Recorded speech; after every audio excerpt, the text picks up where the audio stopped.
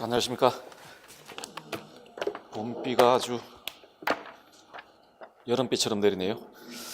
자, 이번 3, 4월 달은 정치사회사상, 통일교육론,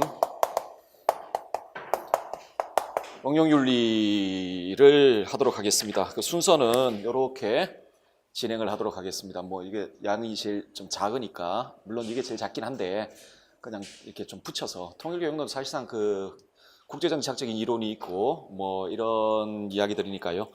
그렇게 진행을 하도록 하겠습니다. 제가 강의를 하다 보면 제 개인적인 느낌은 그 윤리 사상보다 정치 사상이 훨씬 쉽게 느껴집니다. 쉽게 느껴져요. 쉽다고 생각을 합니다. 개인적으로 쉽다고 생각을 하고, 내용도 윤리 사상보다는 작아요. 작고 이해하기도 그렇게 어렵지가 않습니다. 그런데 윤리 사상보다 정치 사회 사상을 좀 더 어렵게 생각하시는 분들이 있는데요. 근데 가만히 생각해보면 우리 삶의 문제와 이게 밀접하게 관련되어 있습니다. 되어 있고 그렇습니다. 그러니까 너무 어렵게 생각하지 마십시오. 그리고 잘 따라오면 윤리 사상보다 훨씬 쉬워요. 내용이니까 오히려 휴식 같은 그런 뭐 느낌이 들 정도의 내용들입니다. 그러니까 잘 따라오시길 바라고, 원래 예전 시험기죠. 객관식 시험기 때 그 교육과정평가원에서 그 시험 범위 같은 걸 이렇게 정해준 적이 있는데요. 정해준 적이 있었는데, 뭐 윤리사상이나 교과교육론 같은 경우에는 좀 이렇게 세밀하게 그 범위를 정해줬습니다. 예를 들어 뭐 윤리사상 같은 경우는 고대면은 뭐 소크라테스, 플라톤 뭐 이런 식으로 딱딱 정해줬는데, 정치사회사상 같은 경우는 굉장히 추상적이었어요. 이렇게 뭐 민주주의, 뭐 자유주의 이런 식으로, 그런 식으로 이야기를 했단 말이죠. 했기 때문에 공부하시는 분들이 도대체 어디에서 시작해서 어디까지 해야 될 것인지를 감을 잡기가 굉장히 좀 힘들었다고 생각합니다. 그럼 뭐 방법은 이제 기간의 기출 문제라든지 이런 걸 보시면 그 범위를 일정 정도 확정을 할 수 있을 거라고 생각을 합니다. 어쨌든 간에 이제 여기서부터 출발할 텐데 정치사상은 우리 대한민국이 가지고 있는 국가 이념을 먼저 고려를 하셔야 됩니다. 여러분들 윤리과에서 정치사회사상을 가르친다는 게 어떤 의미가 있는지는 잘 모르겠습니다. 물론 윤리과의 학자분들이 윤리과에서 정치사회사상을 가르쳐야 될 이유에 대해서 이래저래 말을 많이 하고 하는 걸로 알고 있는데, 근데 개인적으로 제가 기출문제라든지 이렇게 문제를 보면은 모르겠습니다. 정치과하고 겹쳐지는 부분이 분명히 있고요. 정치과에서도 배우는 내용들이 분명히 있습니다. 분명히 있고 겹쳐지고, 뭐 그거는 둘째 문제라고 생각을 하는데, 어쨌든 간에 여러분들이 윤리과에서 정치사회사상 관련되어 있는 이론들을 가르칠 때는, 예를 들어 뭐 우리나라가 사회주의 국가는 아니지 않습니까? 윤리와 사상에 보면 사회주의 이론에 대해서도 나오고 있긴 한데, 사회주의 국가는 아니기 때문에 핵심적으로 봐야 될 건 현재 우리 대한민국이 국가 이념으로 삼고 있는 게 무엇인지, 뭐 그거는 자명합니다. 일단 헌법에 명시되어 있죠. 민주주의가 될 것이고, 또 하나가 뭐죠?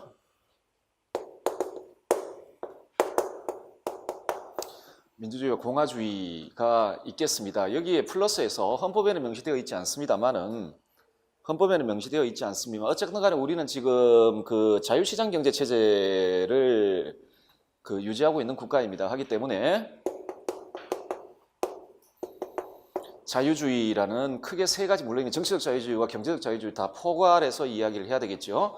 해야 될 텐데, 이 세 가지 이념이 대한민국의 국가 이념이라고 이야기할 수가 있을 것 같습니다.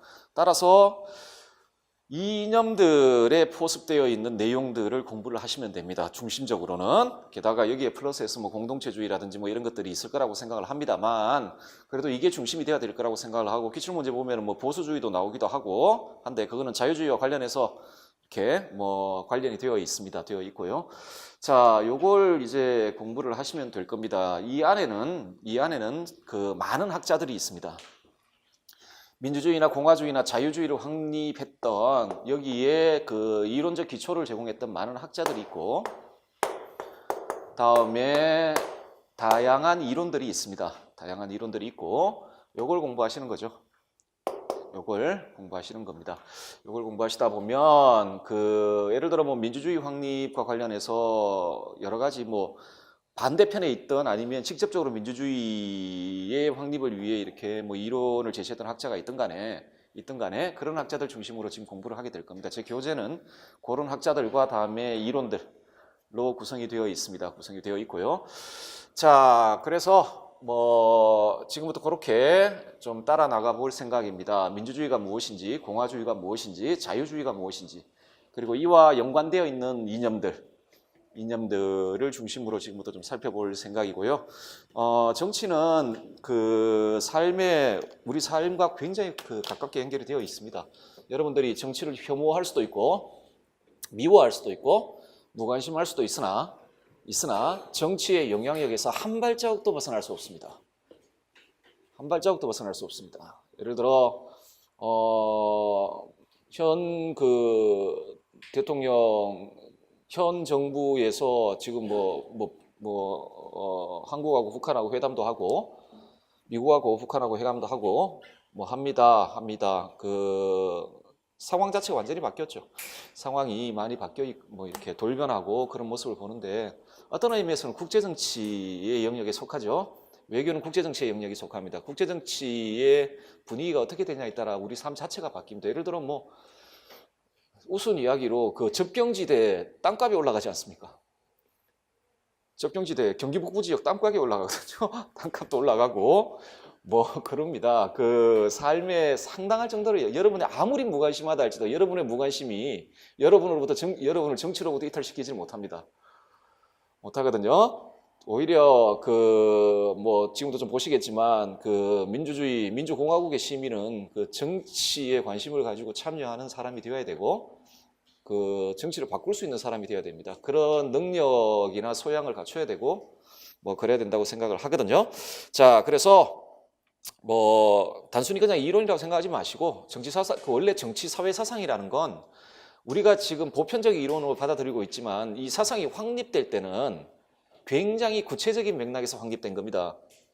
자기가 살아가는 그 정치적 환경을 개선하고자 하는 학자들의 노력이었습니다. 하기 때문에 뭐 예를 들어 플라톤이 이상국가론 펼칠 때 2000년 이후에 사람들이 자신의 이론을 검토할 것이라고 생각을 안 했을 겁니다.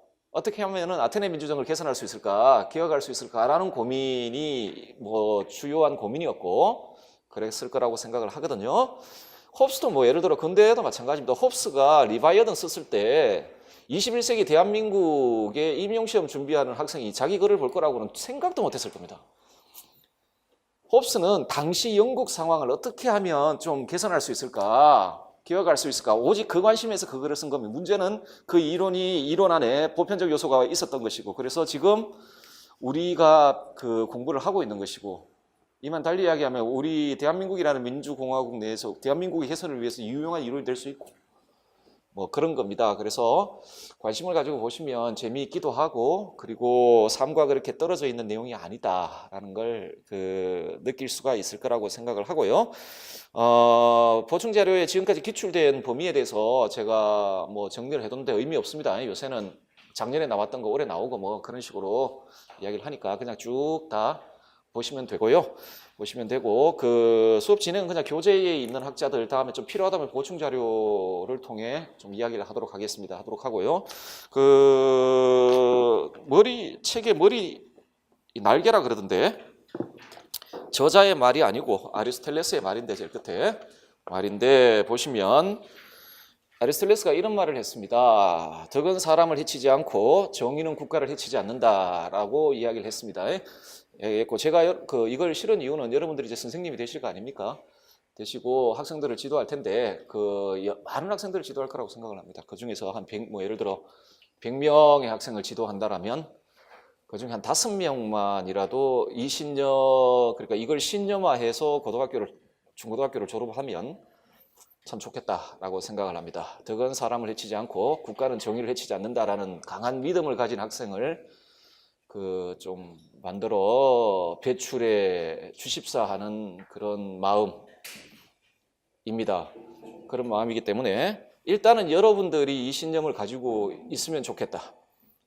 덕은 사람을 해치지 않는다. 덕은 나를 해치지 않는다. 여러분들 교육과정에 우리 교육과정의 목표를 크게 두 가지로 잡고 있습니다. 개인적으로는 도덕적인 인간, 다음에 사회적으로는 정의로운 사람입니다. 개인적으로는 그러니까 우리 교육과정의 목표로 어떤 그 학생들을 만들어낼 것이냐, 양성할 것이냐. 개인적으로는 도덕적인 인간을 만들어낼 것이고 사회적으로는 정의로운 사람을 양성하겠다라는 게 우리 교육과정의 지금 목표고 도덕윤리과의 목표로 지금 설정이 되어 있습니다. 그런 사람은 그 아리스토텔레스의 이 주장을 신념하고 있는 사람이라고 생각합니다.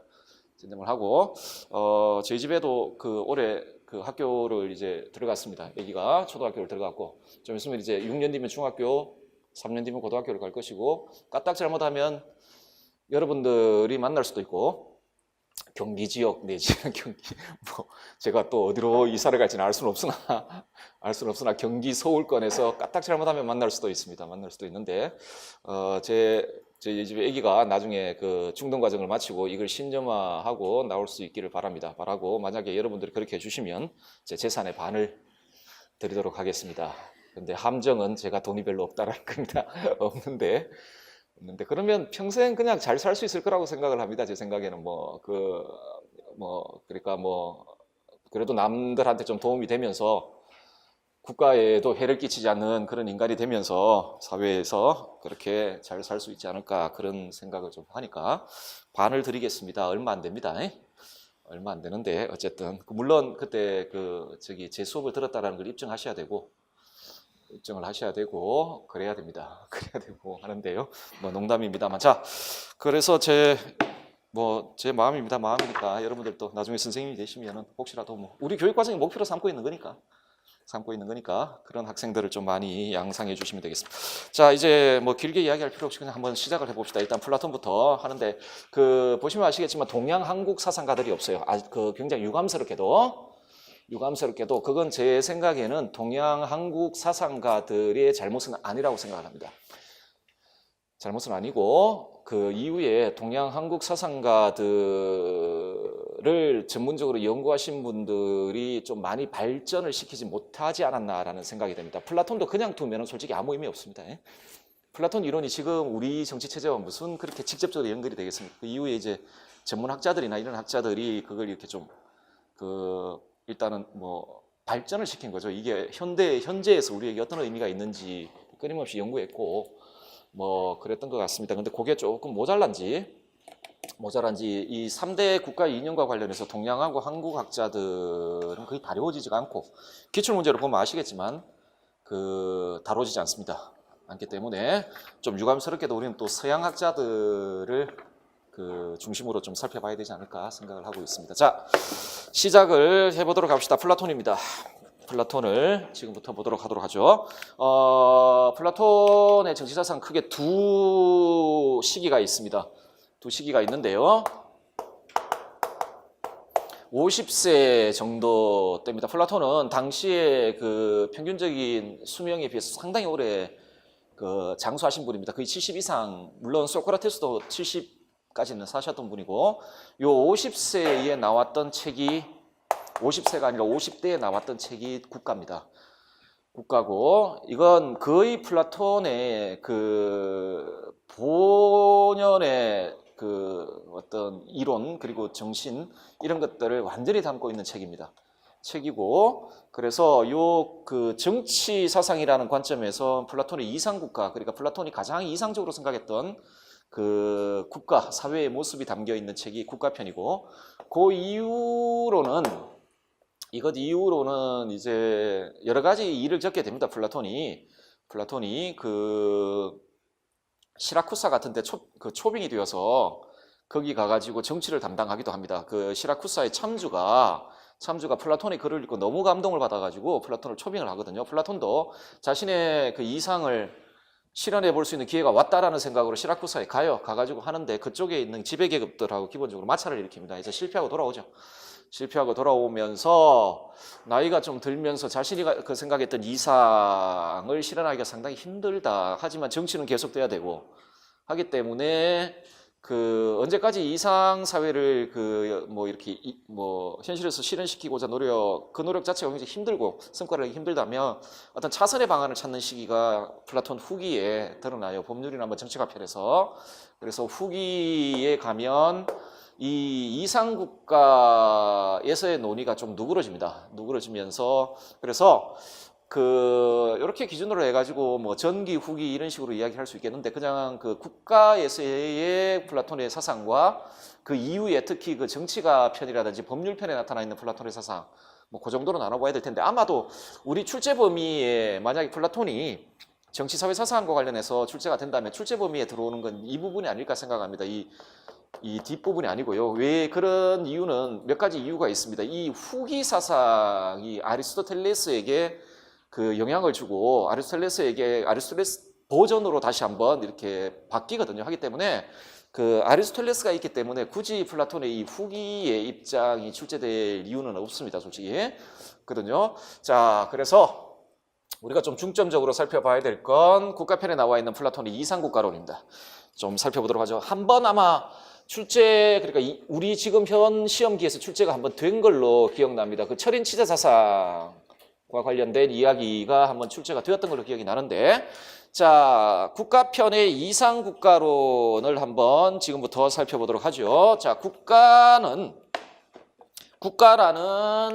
플라톤의 저서는 플라톤의 모든 정신들, 거의 완성된 그 플라톤의 이론들이 거의 담겨져 있습니다. 국가는 인식론, 존재론, 미학, 문학, 교육론 등등등 그야말로 플라톤의 정신의 핵심이 담겨져 있는 책이 국가입니다. 국가이고 이후에 2500년이 지난 지금까지도 이 책은 어마어마한 영향을 미치고 있는데 그 안에 담겨져 있는 플라톤의 정치 사상을 좀 살펴볼 필요가 있겠고요. 실제로 그 교육이나 이런 것도 굉장히 중요하게 다뤄주고 있는데 그 플라톤이 이 책에서 찾고자 했던 건 올바름입니다. 도대체 올바름이 뭐냐, 정의가 뭐냐,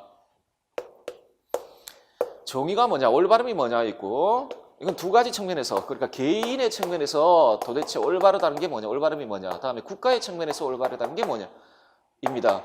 자, 요 국가의 올바름 혹은 정의, 요 논의 안에 플라톤이 가장 이상시했던 국가의 모습이 담겨져 있고요. 자, 그래서 그 내용들을 좀 살펴보도록 하겠습니다. 자, 국가에서 플라톤이 하고자 했던 일은 이런 겁니다. 이상적인 국가 모델, 달리 말해서 국가의 이상적인 전형을 제시하는 겁니다. 제시해서 모든 국가가 따라야 할 보편적 원리를 확립하는 것이죠. 자, 아까도 말씀드렸지만 소크라테스나 플라톤이나 당대 폴리스 아테네의 정치사상을 굉장히 부정적으로 봤고, 정치체제를 아테네가 개혁되어야 한다라고 생각을 했습니다. 자, 그러면 어떤 정치체제를 개혁하기 위해서는 기준점이 필요한 거 아니겠습니까? 기준점을 두고 이게 현실의 정치체제가 문제가 있다면 그걸 바꿔나가야 되잖아요. 그죠? 자, 그 기준점을 제시하는 것. 그게 플라톤의 기본 목적이었습니다. 자, 이 목적 하에 플라톤은 그 국가편에서 이제 국가란 도대체 무엇이고 가장 이상적 형태의 국가는 어떤 모습인지를 이제 살펴나가는데요. 자, 일단은 그걸 이야기하기 전에 요 이야기부터 출발을 해야 될 것 같습니다. 자, 국가 형성의 기원입니다. 지금 이후로 학자들 주장을 보면서 이제 이 주제가 종종 나오게 될 겁니다. 건대 가면 사회계약론자 다루면서 국가 형성의 기원은 계약이다. 그래서 인위적인 산물이다. 어쩌고저쩌고 이야기 나올 텐데요. 자, 플라톤은 국가가 어떤 방식으로 형성되었는가라는 주제와 관련해서 요 이야기를 합니다. 국가는 개인의 자연적 성향의 기초에서 형성된다. 개인의 자연적 성향의 기초에서 형성이 된다라고 이야기를 합니다. 자, 이 이야기를 조금 더 구체화해 보도록 하겠습니다. 플라톤에 의하면 사회는 기본적으로 이런 성격을 가집니다. 서비스의 상호 교환 체계라는 성격을 가져요. 자, 이건 무슨 말이냐면 우리가 그러니까 모여서 사회를 형성하는 이유가 있다는 겁니다.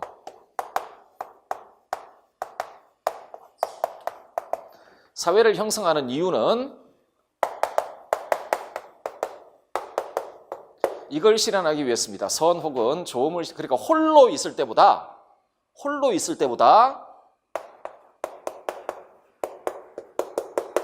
더 좋은 삶을 살기 위해 모입니다.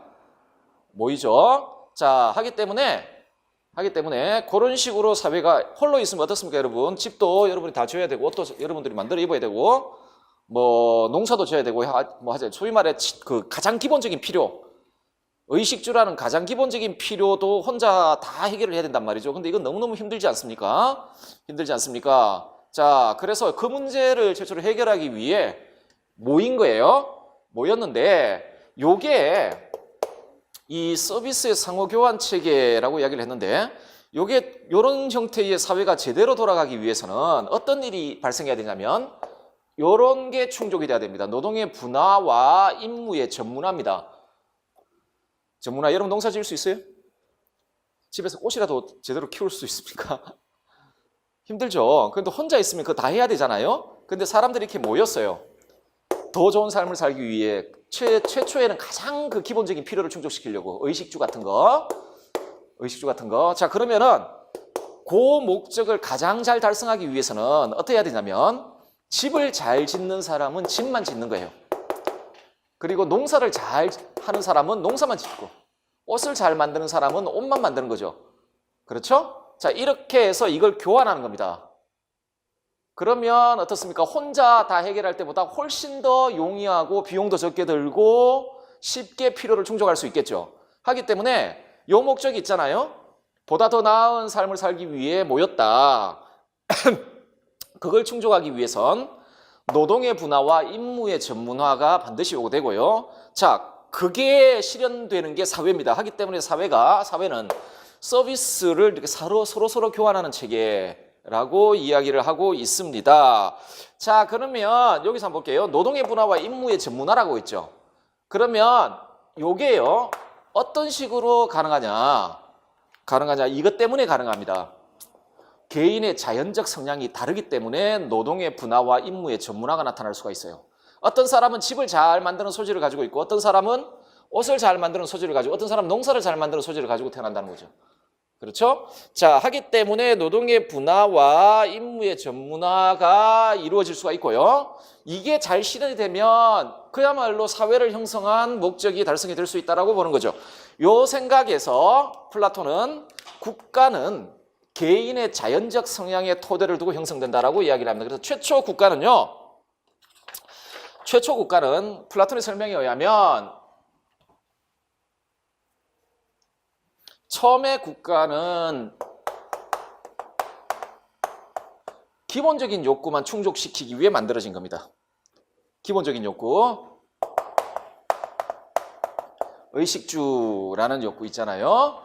그렇죠? 그리고 최소한도의 국가 뭐 이렇게 불러요. 최소한도의 국가라고 부르거든요. 그런데 인간은 정신을 가진 존재 아닙니까? 단지 먹고 자고 입는 것으로 끝나는 존재가 아니지 않습니까? 우리는 정신을 가지고 있잖아요. 하기 때문에 인간이 가지고 있는 이 욕구는 이렇게 팽창이 되거든요. 그러니까 문화적인 욕구도 있을 수 있고 뭐 어떤 정신적인 욕구들이 있잖아요. 그래서 단순히 이게 아니라 이보다 더 고차원적인 삶, 더 나은 삶을 요구하게 되거든요. 해서 뭐 문화적인 욕구도 있겠죠? 정신적인 욕구도 여러 가지 정신적인 욕구들이 있겠죠? 자, 그러면은 그런 욕구가 이제 커진단 말이에요. 그러면 이 욕구를 실현하기 위해서는 더 많은 사람이 필요하고, 그리고 더 많은 직종과 이 직종과 관련되어 있는 전문가가 필요합니다. 전문가가 필요해지죠. 그래서 나라가 커져요. 작은 나라에서 국가가 커진단 말이죠. 인구도 더 늘어나게 되고, 다음에 직종도 늘어나게 되죠. 늘어나게 되죠. 그래서 다양한 사람들과 다양한 직종이 생겨나죠.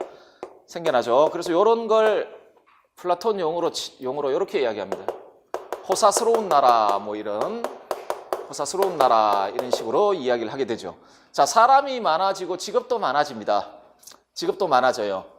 자, 이렇게 되면 까딱 잘못하면 어떤 문제가 생겨날까요? 사회가 분열될 수가 있죠. 자, 사회가 분열이 돼버리고, 그래서 그 사회가 가지고 있는 원래 사회가 형성되었던 목적, 보다 나은 삶을 살고자 사람들이 모였는데 그 목적이 실현이 안 될 수가 있어요. 안 될 수가 있어요. 자, 그래서 플라톤은 이 문제를 어떻게 해결할까라는 고민을 합니다. 고민을 하면서 이제 이 주제를 다루기 시작합니다. 올바른 국가, 혹은 정의로운 국가. 국가 문제를 다루기 시작을 합니다. 자, 플라톤에 따르면 올바른 국가 혹은 정의로운 국가란 이런 국가입니다. 모든 구성원이 최선의 삶을 영위하는 국가입니다. 자, 사회가 왜 만들어졌다고요? 보다 나은 삶을 살기 위해 만들어졌다는 거 아닙니까? 사회가 존재하는 이유는 사회 구성원들이 홀로 있을 때보다 더 나은 삶, 더 좋은 삶을 살기 위해, 그리고 가장 이상적인 건 최선의 삶, 가장 좋은 삶을 살기 위해 만들어진 게 사회입니다. 하기 때문에 그 목적에 비추어 가장 이상적인 국가, 플라톤이 말하는 올바른 국가, 정의로운 국가는 기본적으로 모든 구성원, 그 사회를 구성하고 있는 모든 구성원이 최선의 삶 혹은 행복한 삶을 영위하는 국가가 되겠습니다. 국가. 자, 그러면 이게 어떻게 가능하냐? 이게 어떻게 가능한가? 이런 국가가 수립되기 위해 어떤 조건을 충족시켜야 되느냐? 첫째, 국가를 구성하는 세 부분이 각자 자신의 고유한 역할을 훌륭히 수행해야 한다. 국가를 구성하는 세 부분이 각자 자신이 고유한 역할을 훌륭하게 수행해야 된다. 일단은 결론만 먼저 보고 설명을 드리도록 하겠습니다. 둘째, 국가를 구성하는 세 부분이 모두 절제함으로써 최상의 조화와 통합을 형성해야 한다. 요 두 가지 조건이 충족이 돼야 됩니다. 국가는 크게 세 부분으로 구성되어 있다고 봅니다. 다스리는 부분, 수호하는 부분, 생산하는 부분. 그 각각의 부분이 각자 자신이 맡은 역할을 완벽하게 수행을 해야 되고요. 근데 그걸로 끝나면 안 됩니다. 안 되고 플러스 얘네들이 조화를 이루어야 돼요. 조화를 이루어 하나의 국가가 되어야 된다.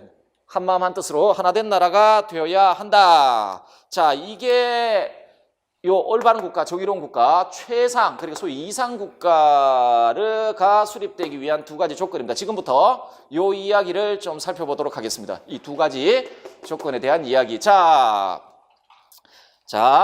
요 안에는 플라톤의 그 유명한 그 영혼 삼분설 및 사수독설인데, 이제 국가와 관련해서는 국가의 세 부분과 국가의 덕이라는 이야기가 담겨져 있습니다. 그 부분을 좀 이야기를 해야 될 것 같습니다. 국가의 구성 부분과 사수독설.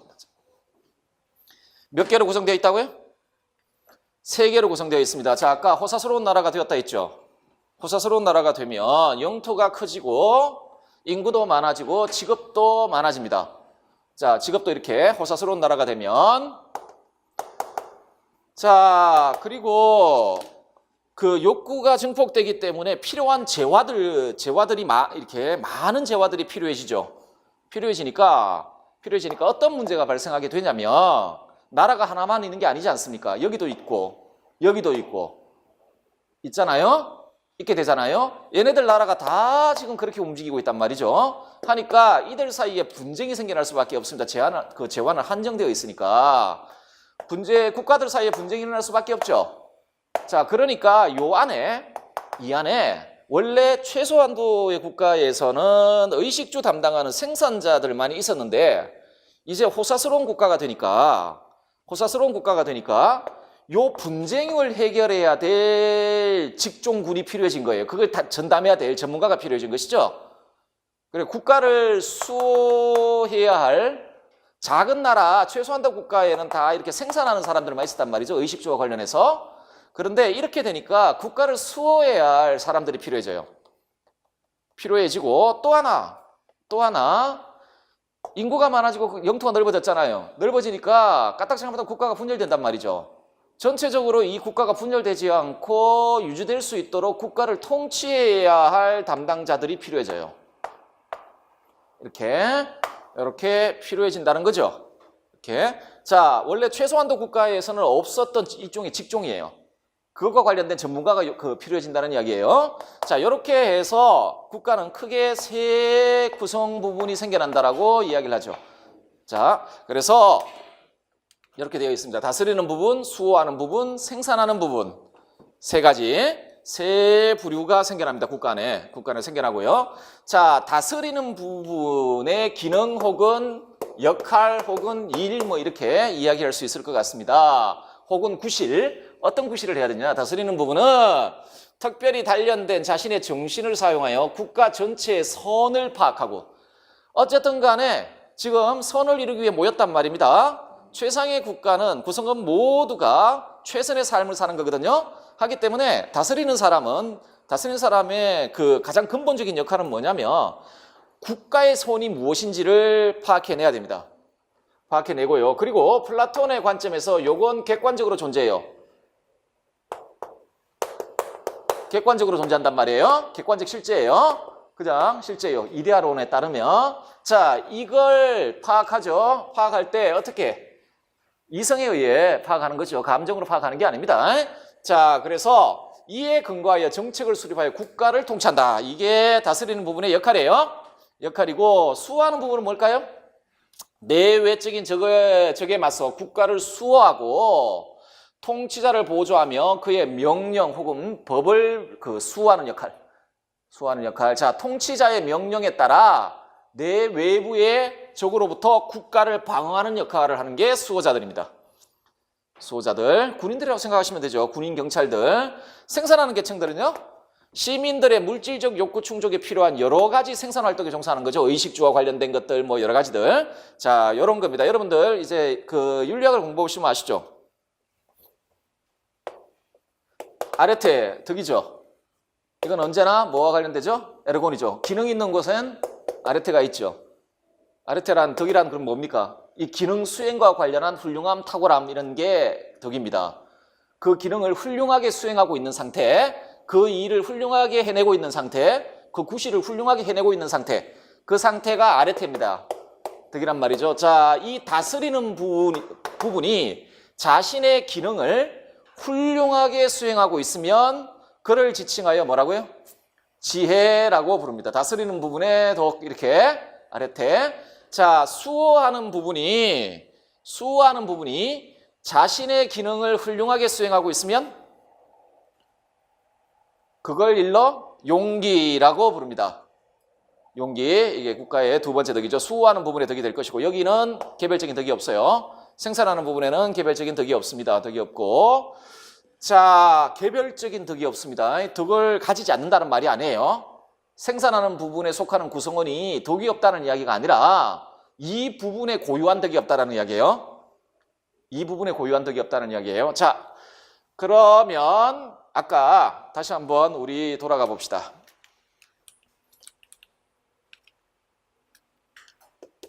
어떻게 해야 된다고요?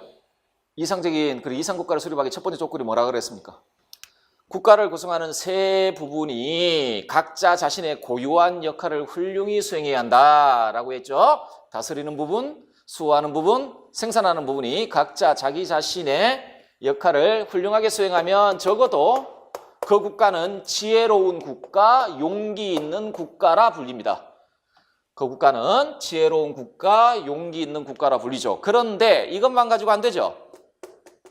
이것만 가지고 안 되죠. 밑에 뭐라고 되어 있나요? 세 부분이 모두 절제함으로써 최상의 조화와 통합을 형성해야 한다라고 했죠. 그래서 원래 플라톤이 이렇게 자기가 생각하는 이상 국가를 표현할 때 이런 표현을 씁니다. 한 마음 한 뜻으로 하나 된 나라.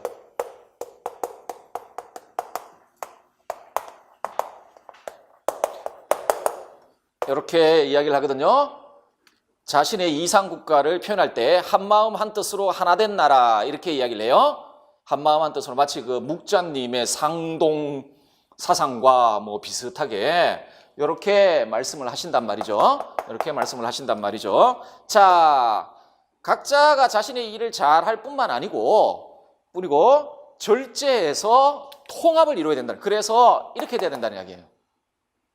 한 마음 한 뜻으로 하나 된 나라가 된다는 이야기죠. 그래서 플라톤의 정치사상 그 전체주의적 요소가 있다 뭐 저쩌고 이야기를 하는데 어쨌든 간에 그런데 한국과가 유지되기 위해서는 어쨌든 간에 통합성이 있어야 돼 국가는. 자, 여기 그 조건에 보시면 지금까지 보지 못했던 덕과 관련된 용어가 하나 나오죠. 뭐가 있습니까?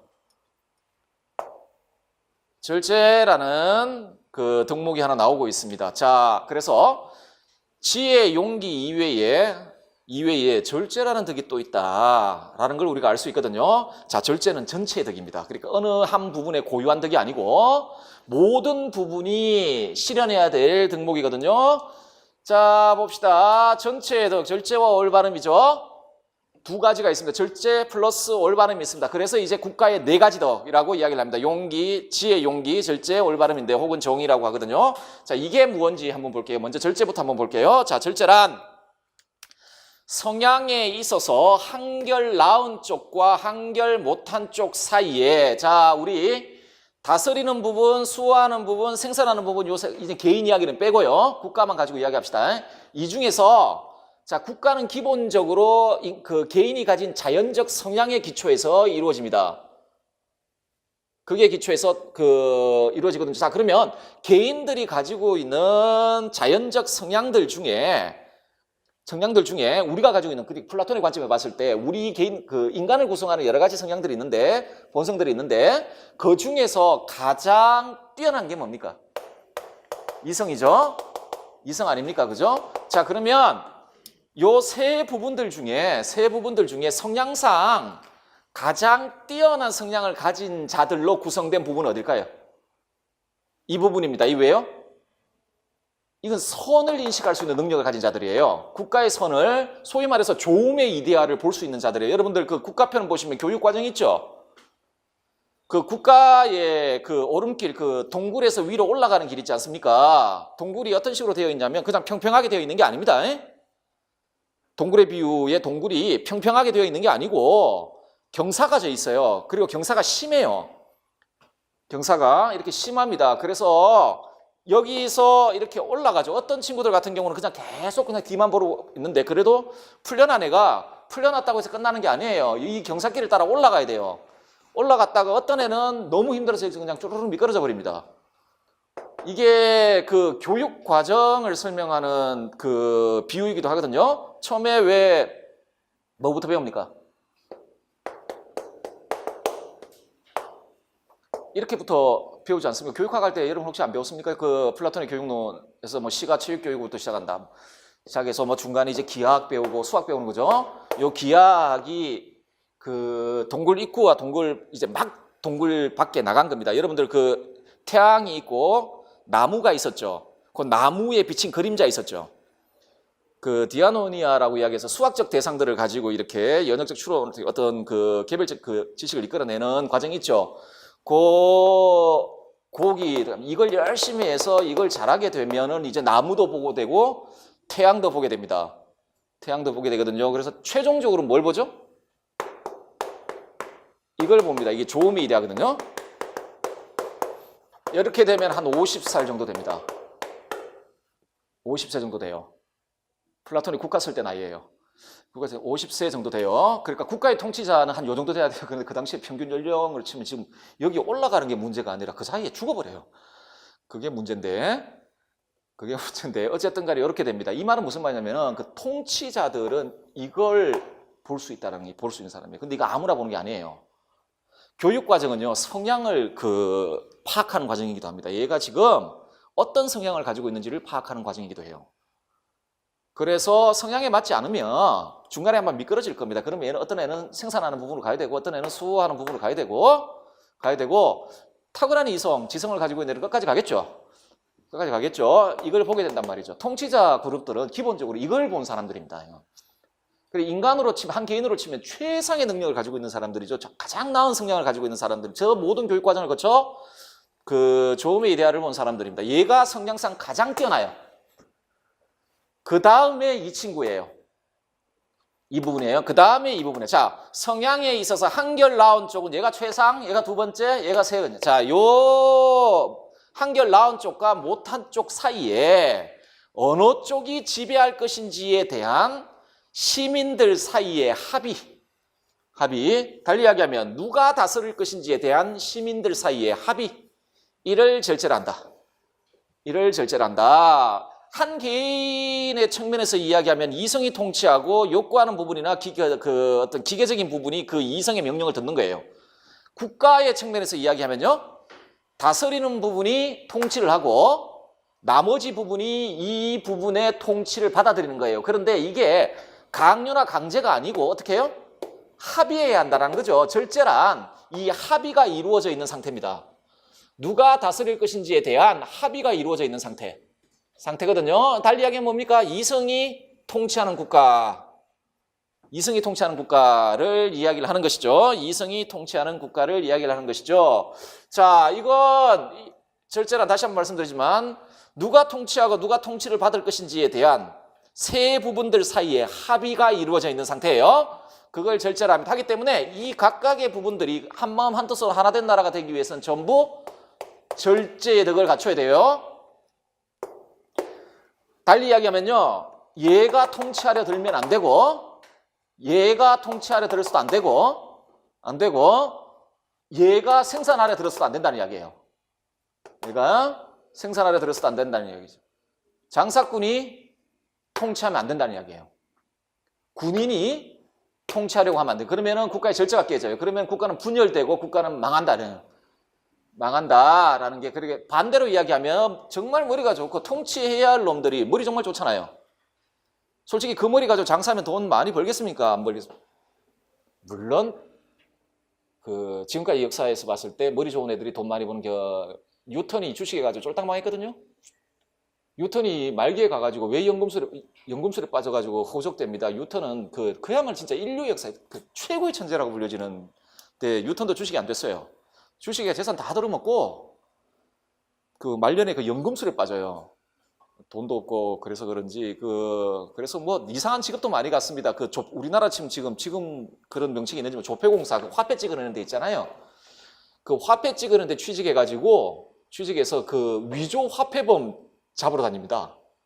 그런데 이 사람은 정말 머리가 좋은 사람. 위조 화폐범을 거의 몇 달 만에 다 잡아내요. 싹 잡아냅니다. 국가 그것 때문에 굉장히 골목이라 알았거든요. 그걸 뉴턴이 그 자리에 가가지고 그거를 얼마 안 있다가 다 잡아내요.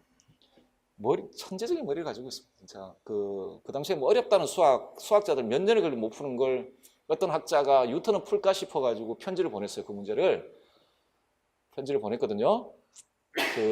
뉴턴이 그 문제 보고 푸는데 한 30분 정도밖에 안 걸렸다. 진짜 어마어마하신 분입니다. 어마어마하신 분인데 성질은 좀 더럽고. 그런데 그분도 주식이 안 됐죠.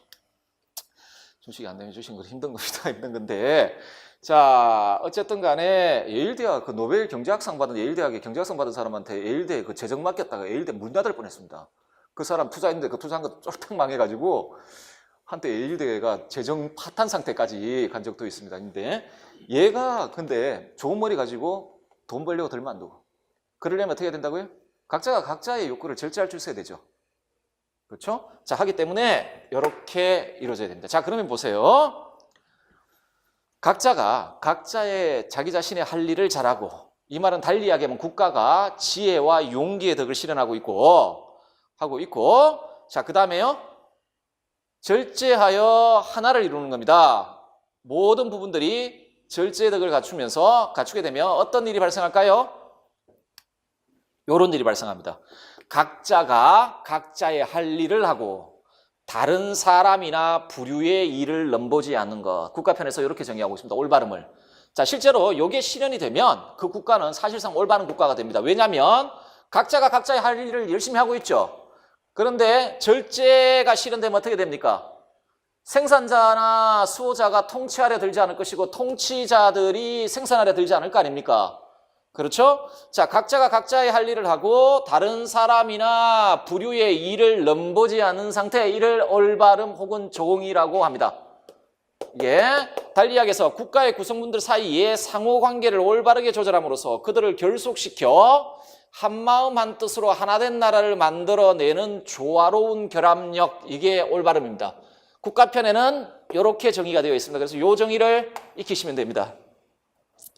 각자가 각자의 할 일을 하고 다른 사람이나 부류의 일을 넘보지 않는 것, 이를 올바름입니다. 자, 이렇게 되면 그 나라는 어떻게 될까요? 한마음 한뜻으로 하나된 나라가 되죠. 한마음 한뜻으로 하나된 나라가 되죠. 그런 나라가 어떤 나라라고요? 그게 올바른 나라, 소위 정의로운 나라, 그리고 그게 이상적인 나라입니다. 최선의 국가가 되는 것이죠. 자, 이런 주장을 하고 있습니다. 이게 바로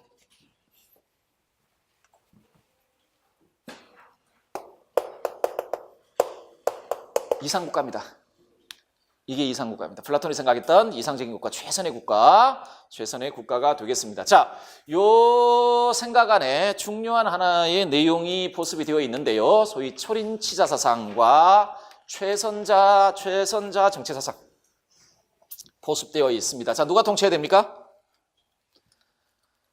누가 통치해야 되죠?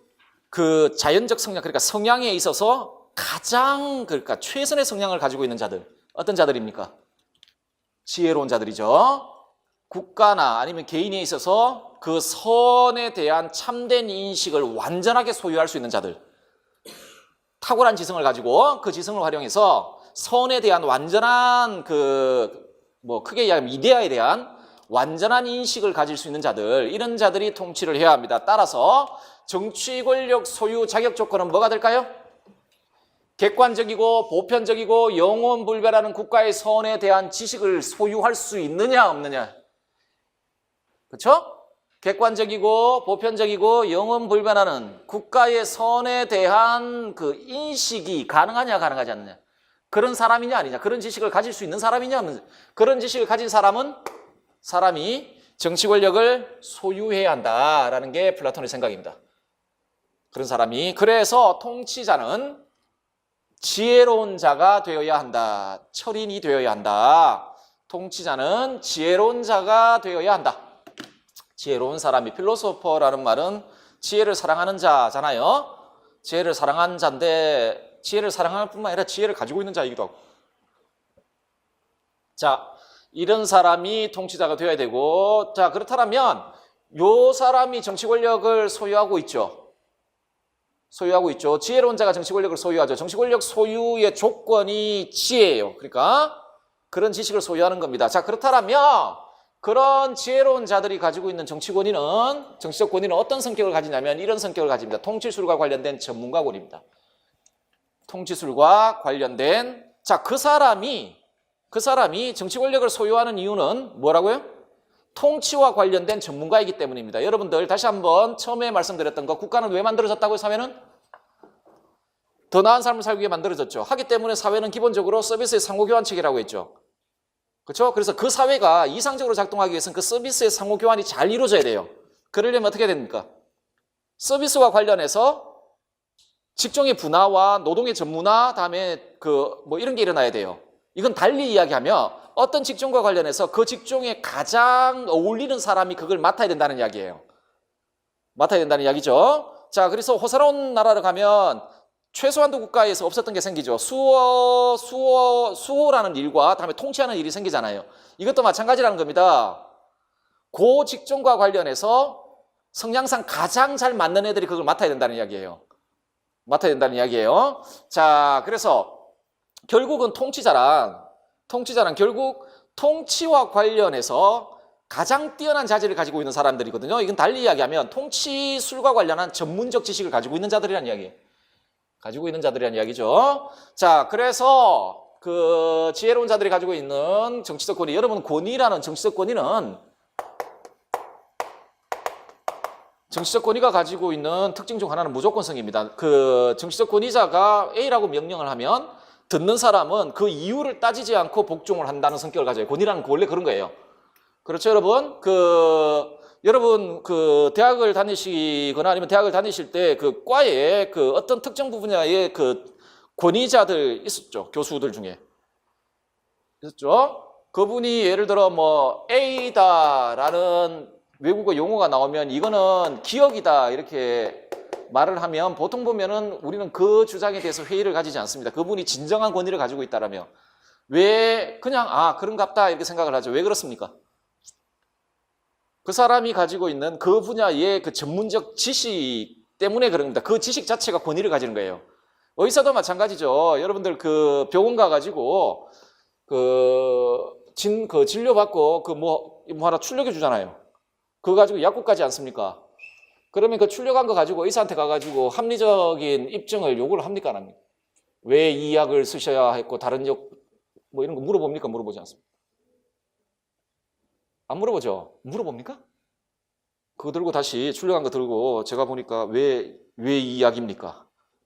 다시 물어보나요?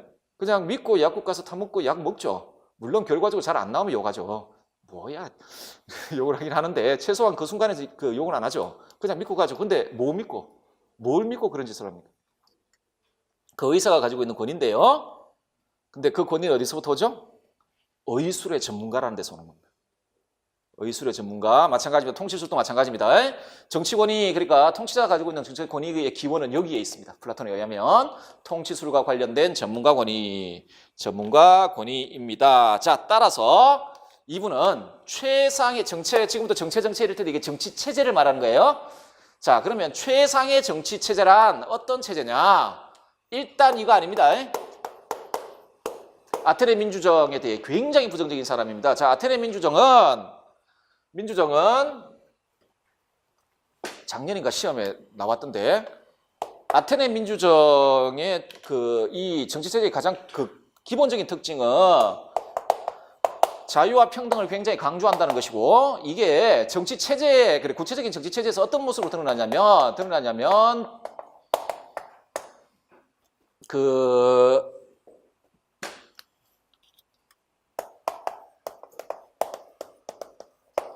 이런 형태로 드러납니다. 공직 추첨제 형태로 드러납니다. 이 제비뽑기. 구체적인 방식이 있긴 한데 이런 형태로 드러나고, 그리고 이렇게 번갈아 가면서 계속 이렇게 합니다. 물론 아테네인들의 자부심이기도 합니다. 우리는 누가 통치하더라도 통치할 수 있다라는 자부심이에요. 자부심이긴 한데 플라톤에 의하면 이게 굉장히 좋아 보이지 않았던 거죠. 왜냐하면 비전문가가 통치를 맡으면 나라가 망한다는 거예요. 통치는 예를 들어 이런 겁니다. 의술은 의사가 담당해야 되고, 항해는 누가 담당해야 됩니까? 승객이 해야 됩니까? 선장이 해야 됩니까? 선장이 해야 될 거 아닙니까? 왜 그렇죠? 바닷길이라든지 지금도 여러분들 도선사들 연봉 장난 아니죠? 배를 이렇게 항구에 대는 분들이 아마 우리나라의 전문 직종들 중에 연봉이 거의 탑 랭킹이 될 겁니다. 배가 이렇게 들어오면 이렇게 인도해서 이렇게 들어오는 거예요. 왜냐하면 바닷길을 환하게 알고 있어야 됩니다. 안 그러면 빵 박으면 밑에 암초라도 있든지 큰일 날 거 아닙니까? 그렇죠? 승객이, 거기 타고 있는 애들이, 여행객이 배를 몰면 어떤 일이 발생하겠습니까? 암초에 가서 갖다 박아버리고, 엉뚱한 길로 가버리고 하겠죠? 자, 마찬가지라는 겁니다.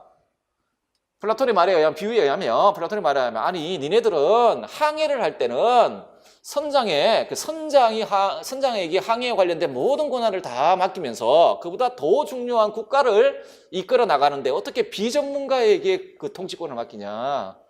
말이 안 되지 않느냐라는 이야기죠.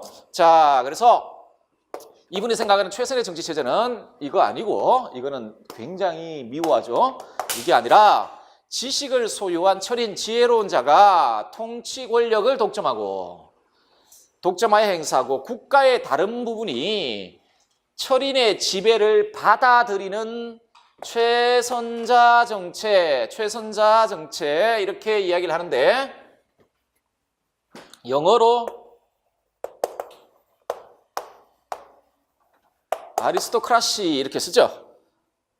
이걸 번역한 거거든요. 최선자 정체란 요걸 번역한 건데, 이게 원래 이후에는 전부 거의 대부분 귀족정 이렇게 번역이 되고, 제가 어떤 교과서에 이 단어를 사용하고 있는 걸로 알고 있습니다.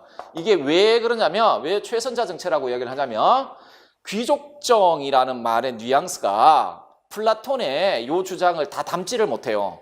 플라톤에 의하면 국가에 나와 있는 플라톤에 의하면 통치자는, 어떤 사람이 통치자가 되어야 되느냐의 필요 충분 조건은 그 사람이 통치술과 관련되어 있는 전문적 지식을 소유하고 있느냐예요. 그거 말고는 없어요. 남녀 성별 아무 의미 없어요. 플라톤이 굉장히 급진적인 주장을 당시로 치면 여성도 통치자가 될 수 있다라고 이야기해요. 그러니까 여성이냐 남성이냐 상관없다는 이야기예요. 교육 과정을 거쳐서 좋음의 이데아를 볼 수 있는 애면 전부 통치자가 될 수 있다. 그게 여성이든 남성이든. 그리고 또 하나 뭐냐면, 걔가 귀족 계급에서 나온 애든 그냥 일반 서민 그냥 평민 계급에서 나온 애든 간에 걔가 교육 과정을 거쳐서 통치자의 자질을 가지고 있고, 다음에 통치와 관련된 지식을 소유하고 있다라면 걔가 생산자 그룹에서 오든 수호자 그룹에서 오든 뭐서 오든 간에 걔는 그냥 통치자가 되는 거예요. 자기가 태어난 계급, 계층은 의미가 없다는 이야기예요. 그래서 국가에 보면 통치자 그룹에서 나온 애가 교육을 받았는데 애가 좀 멍청해요. 그러면 얘는 생산자 부분을 보내고 생산자 부분에서 생겨난 애가 있는데 얘가 교육을 시켜보니까 정말 똑똑한 거예요. 똑똑해서 나중에 좋은 이데아를 보고 막 그런단 말이에요. 그러면 얘는 그냥 통치자 부류에 들어가는 거예요. 자, 이렇게 되면 그런데 이 귀족정이라는 용어는 어떤 뉘앙스를 가지냐면 아시잖아요, 우리. 그냥 그 귀족 계급, 특히 막 세습 귀족들 막 있잖아요, 그죠? 뭐 그런 뉘앙스가 있어서 잘 안 쓰이고, 게다가 요 아리스토크라시는 그 앞에 요 아리스토라는 말이 그 플라톤 당대의 히라버로 이 아리스토라는 말이 최선이라는 뜻입니다.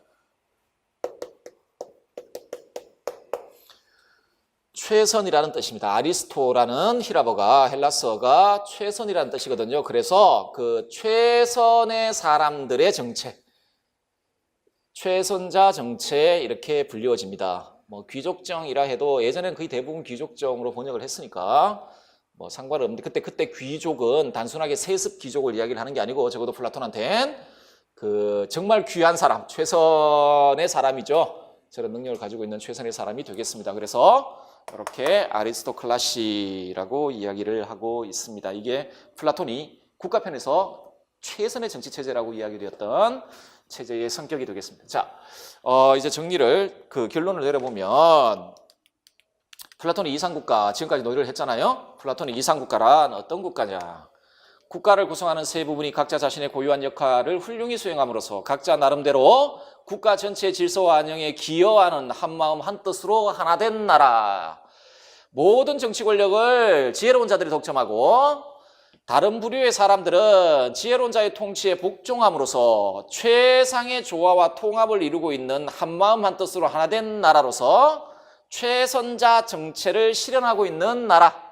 이렇게 플라톤의 이상국가를 정의할 수 있겠습니다. 플라톤의 이상국가를 정의할 수 있겠다. 뭐 요런 생각에서 국가편에요. 최선자 정체가 가장 이상적이라고 했죠? 그런데 현실에서 저 최선자 정체는 잘 나타나지 않는단 말이에요. 현실 정치 체제, 나타나고 있는 현실 정치 체제에 대한 플라톤의 평가가 있습니다. 그 당시에 그리스에는 여러 가지 폴리스들이 있었죠. 많은 폴리스들이 있고 그 폴리스들마다 나름의 정치 체제를 가지고 있었는데 그 대부분 크게 세 종류 정도로 구분할 수가 있습니다. 이렇게 여기 여러분 14페이지 한번 보실까요?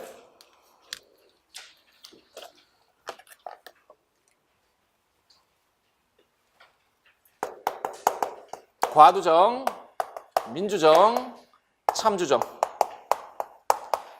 플라톤이 보기에 그 당시에 그리스뿐만 아니고 당시 폴리스들이 대표적으로 많이 취하고 있던 정치 체제는 크게 세 가지입니다. 그런데 요 세 가지 정치 체제가 전부 타락한 정치 체제로 봐요. 좋지 않은, 올바르지 않은 타락한 정체. 달리 이야기하면 올바르지 않은 정체로 봅니다. 정체로 봅니다. 그 14페이지에 과두정부터 한번 볼게요. 과두정이란 뭐 이거는 이제 이후에도 여러분 제가 그 어떤 정치 사상가 이야기다 과두정 하면 이거는 금권정입니다. 소위 말해 그 부자들이 정치 권력을 장악하고 있는 거예요. 부자들이 정치 권력을 장악하고 있는 거죠. 재산 정도에 근거하여 통치자가 결정되는 정치 체제. 그래서 여러분 이게 언제까지 있었냐면 유럽 같은 경우에는 19세기까지 있었습니다. 19세기 그 20세기 초반 직전까지 있었어요. 그 노동자들에게 참정권 부여한 게 그 20세기 초반이거든요. 그 이전에는 그 재산 정도 가지고 참정권을 줬어요. 그러니까 이게 먼 나라 이야기가 아닙니다. 우리나라는 되게 이상한 나라입니다, 여러분. 얼마나 이상한 나라냐면 우리나라는 되게 이상한 나라인데 정말 이상해요. 진짜 이게 이해가 잘 안 되는데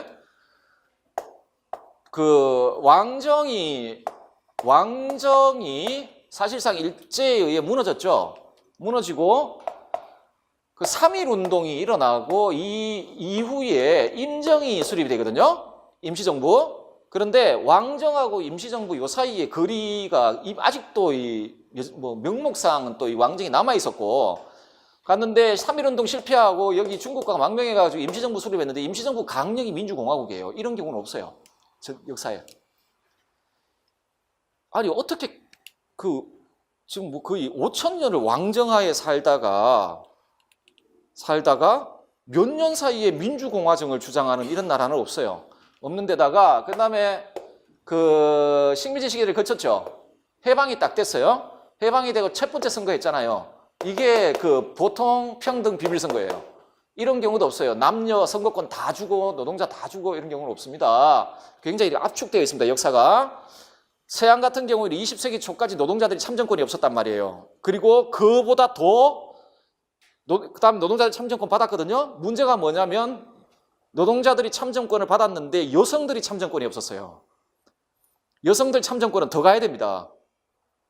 더 가야 돼요. 소위 그 비밀 보통 평등 선거라는 게 거의 20세기 초반 좀 넘어가야 서구도 그 실현이 된단 말이에요. 실현이 되는데 우리나라는 그냥 다 됐죠. 그러니까 지금 여러분들은 그 비밀 보통 평등 선거의 가치에 대해서 크게 이렇게 와닿지가 않을 겁니다. 여러분 어머니들이 막 할머니가 앉아서 우리 때는 선거권 없었어 이런 이야기를 들어야 그때는 참 그랬구나 이런 생각이 들 텐데 우리는 할머니 때부터 다 있었고 다 있었습니다. 그런데 서양 애들은 뭐 예를 들어 한 정조 할머니쯤 되면 모아놓고 세상 좋아졌다 우리 때로 이런 이야기를 한단 말입니다.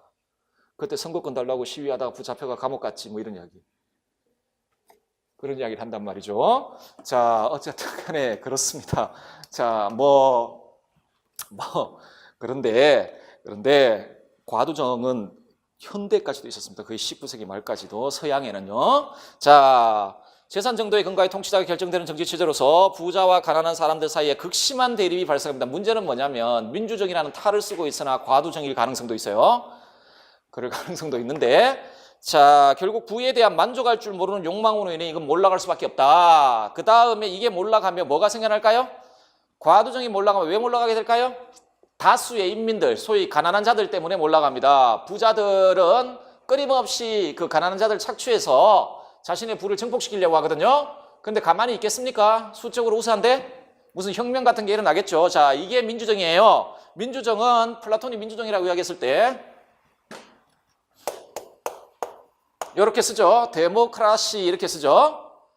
데모크라시인데 데모라는 말은 당시에 고대 헬라스에 의해 데모라는 말은 이런 말입니다. 가난한 자들이라는 뜻입니다. 데모라는 말은 하기 때문에 플라톤이나 여러분 지금처럼 그 민주정 생각하면 안 됩니다. 플라톤이 데모크라시 혹은 나중에 아리스토텔레스가 데모크라시 이렇게 말을 쓸 때 데모는 가난한 자들이에요. 재산의 정도에서 굉장히 재산이 없는 다수 인민들을 이야기를 하는 거예요. 자, 그런 가난한 자들의 정체입니다. 이 말은 달리 뭐죠? 가난한 자들이 정치 권력을 소유하고 있는 정치체제라는 이야기죠. 부자와 가난한 사람들 사이의 투쟁에서 가난한 사람들의 승리로 성립된 정치체제입니다. 이 정치체제의 주요한 특징은 평등이 강조됩니다. 그럴 수밖에 없습니다. 가난한 자들은 평등을 그래서 재산, 그러니까 경제적 측면에서 평등 및 정치적 영역에서의 평등을 추구하거든요. 그래서 평등권을 누리며 관직 또한 추첨을 통해 결정된다는 것이다. 그리고 모든 시민에게는 소위 멋대로 할 수 있는 자유가 보장된다. 이 정치체제는 자유에 대한 만족할 줄 모르는 욕망으로 인해 몰락을 한다라고 이야기를 하고 있고요. 자, 민주정이 몰락하게 될 때 어떤 일이 발생하냐면 민주정 말기에 가면 플라톤에 의하면 민주정 말기에 가면 데모고그라고 이야기하는 그 민중선동가 원래 디알로그 뭐 하잖아요. 그 글자가 이렇게 언어와 관련되거든요. 데모 그 민중을 선동하는 자들이 나타나요. 민중선동자가 나타납니다. 이 데모들은 기본적으로 평등인데 그 평등 밑에는 부에 대한 욕구가 깔려 있어요. 부에 대한 욕구가 깔려 있습니다. 여러분들 혼동하시면 안 돼요. 과연 평등을 이야기를 할 때 그 밑에 부자들에 대한 부러움이 깔려 있는 건 아니에요. 그 부자들에 대한 부러움 그리고 그의 반작용이 열등감 다음에 그것 때문에 부자들에 대한 어떤 적개심 그렇게 깔려 있으면 안 됩니다. 진정한 의미의 평등은 그런 게 아니에요. 자, 어쨌든 간에 이때 이 평등을 요구하는데 이 밑에 얘네들 있잖아요. 데모 있잖아요. 데모들은 근본적으로 특히 경제적 측면에서 평등을 주장을 하는데 자신의 삶의 지위가 확 높아지기를 원해요. 부자 되고 싶어 한단 말이죠. 어제 끌려가셨던 분이 그 대통령 선거 나올 때 외쳤던 거 부자 되게 해드리겠습니다. 혼자 됐어요. 됐는데 어쨌든 간에 그런 민중선동가가 나타납니다. 부자 되게 해드리겠습니다. 나타나요. 자, 문제는 뭐냐면 여기 요 데모들이 자신의 힘으로 그게 불가능하다 이렇게 좌절을 느낀단 말이죠. 근데 이 친구가 나타나요. 여기에다 정치 권력을 몰아줍니다. 참주가 나타납니다. 참주.